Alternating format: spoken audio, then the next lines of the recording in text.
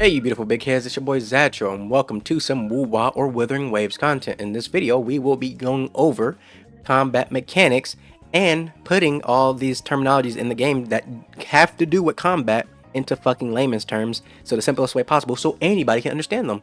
Because as I was trying to do this video, I realized that they were not in fucking layman's terms when I was trying to find this shit. And on top of that, it was either in woo-wah terms or fucking Genshin terms. I do not play Genshin. So don't fucking come at me with some, it's like this in Genshin. Like, nigga, I will smack you. I will smack you. But yeah, we're gonna be breaking down all terminologies as well. Thank you to Narushio for letting me use their gameplay, because I did not get into either one of the betas. So yeah, thanks to them, I can make this video, and their channel will be in the description. So yeah, go check them out and give them a like on their videos and a subscribe to the channel, and also give me a like and subscribe here. So things we're going over will be damage types, weapon types, combat mechanics, resonance liberation, Forte Circuit, intro and outro skills, inherent skills, resonance, chains, evasions, and Pokemon / gear, because that's what it is in my notes. Don't question me. I didn't make the rules, even though I did make them. Don't question me. Anyways, let's hop on into this. So there are 6 damage types in total. So the first one is Aero, which is wind element, and it is defined as the ability to manipulate airflow. You have Glacio, which is the ice element, which is defined as the ability to cool down and freeze enemies. You have Electro, which is the lightning element, which is defined as the ability to displace charges. You have Fusion, which is fire, which is the ability to apply heat or ignite on a target. You have Havoc, which is the dark element, which is the ability to destroy and annihilate matter. And then you have Spectro, which is light, which is the ability to bind photons. So yeah, when it comes to those last few ones about binding photons, annihilating matter and stuff, your guess is as good as mine. When it comes to weapon types, we have broad blades, which are kind of big swords. We have swords, which are kind of little swords. We have pistols, which is the American dream. We have gauntlets, which is every black person's dream, because let's go baby hands. And then we have rectifiers. Now what are rectifiers? Brother Bear, even I don't know, because I've seen rectifiers that are plants. I've seen rectifiers that are puppets. I've seen rectifiers that are fucking strings. So it seems as though a rectifier is anything that aren't the other 4. Over to combat mechanics, we have the basic attack, which is just a normal, a standard normal attack, swipe, swipe. We have heavy attacks, which are just charged attacks. So, you hold down the attack button, that's a heavy attack, which this uses stamina. You have a mid-air attack, which is you jump in the air and you attack, so that's your mid-air attack, which also uses stamina. You have your resonance skill, which is pretty much your skill 1, and then you have your dodge counter, which is pretty much you dodge and you attack, which turns that dodge into a dodge counter. We have the resonance liberation, which is just your ultimate attack, your final move, baby, which is pretty self-explanatory from that point forward. Now, looking at the Forte Circuit, which starts to slowly make things more interesting. It's pretty much a character's core passive, or a character's defining playstyle, what they're really focused around, what you're trying to do with them. So using a character that I believe many people hopefully should know, and don't get mad at me at name pronunciations because I'm American. Anyways, Genji, I think I said that right. Don't come at me. But Genji, her core passive has to do with her little chi accumulation. How she gets chi is through basic attacks and using her skills. And once she has chi, she can then do a heavy attack, or hold the heavy attack. And then she will start swirling the cosmic energies between her boobs and ass to give herself a shield that then heals her every 6 seconds, and the shield lasts for 30 seconds. While on top of that, while she's swirling that cosmic pussy energy, it will also deal AoE damage. So yeah, beat things up, get energy, then cast the mighty divine energy.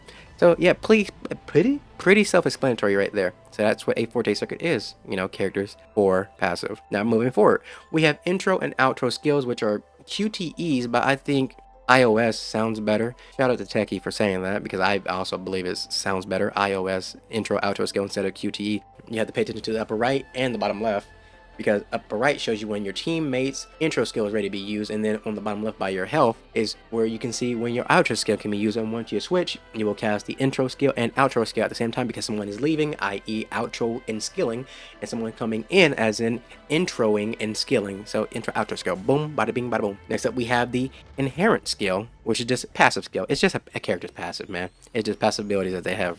I don't see why they couldn't just say passive skill. I mean, synonyms, but it could have just been passive. Anyways, then we have the residence? No, there's nobody living here. The resonance chains, which is pretty much just a character skill tree. So, it gives you Crit rate, augments character skills, make them stronger, stuff like that. Your standard skill tree, nothing special. Literally, same situation.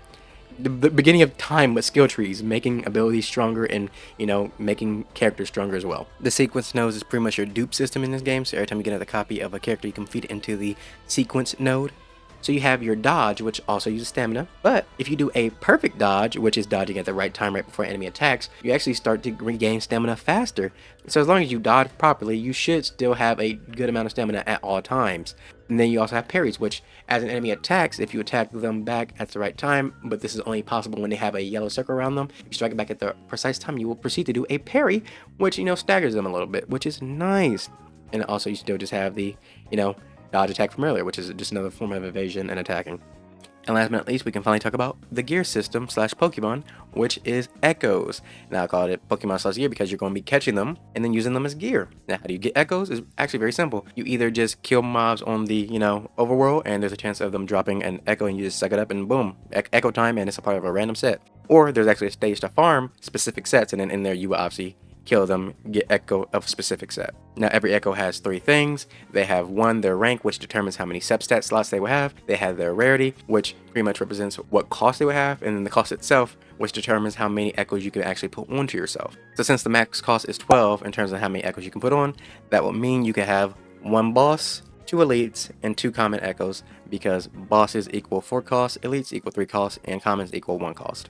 And outside of the gearing aspects, whatever Echo you equip to the first slot actually becomes a skill for yourself that you can use in combat. So just be mindful of whatever Echo you have in your first slot. So when it comes to gear set bonuses, you have 2-piece sets and 5-piece sets. When it comes to the gear sets themselves, you have the Freezing Frost Ice set, which increases ice damage. You have the Molten Rift set, which increases fire damage. You have the Void Thunder set, which increases thunder damage. You have the Sierra Gale set, which increases wind damage. You have the Celestial Light set, which increases light damage. And then you have the Havoc Eclipse set, which increases dark damage. Apart from that, the last 3 sets is the Rejuvenating Glow set, which has healing and outro skill synergy. You have the Moonlit Cloud set, which has energy regen. And then you have the Endless Resonance, which is a attack set, which has to do with increasing your attack. Yeah, but that should be everything in the game that has to do with both combat mechanics and trying to put everything into layman's terms.